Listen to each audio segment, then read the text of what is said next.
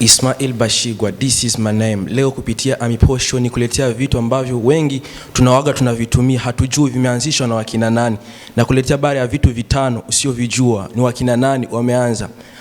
Rubani wa kwanza wa ndege wa kike ni mtu wa Somalia, ila masomo yake ameanzia huko Ethiopia. Cha pili, binadamu wa kwanza kuelekea katika ardhi ya kwenye mwezi anaitwa Neil Armstrong. Cha tatu ni hiki, Instagram imeanza mwaka 2010. Cha nne, YouTube imeanzishwa mwaka 2005.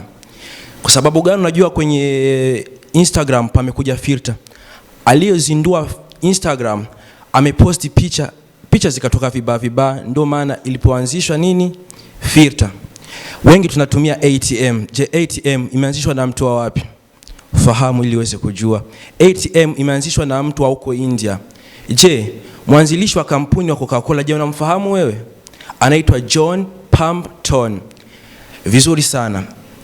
Pia Google imeanzishwa na kina nani? Ni watu wawili wako Amerika. Wa kwanza anaitwa Larry Page, mwingine anaitwa Sergey Brin.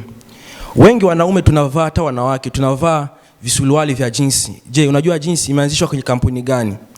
Na cha sita, je, unajua kampuni ya kwanza kutumia simu ya mkononi, unajua ni kampuni gani? Inaitwa Motorola. Na kufahamisha kupitia Amipro Show ili uweze kufahamu. Na kingine ni wasanii hapa kwetu tunatumia Instagram pia na Google. Je, unajua video ya kwanza kupostiwa katika mtandao wa Instagram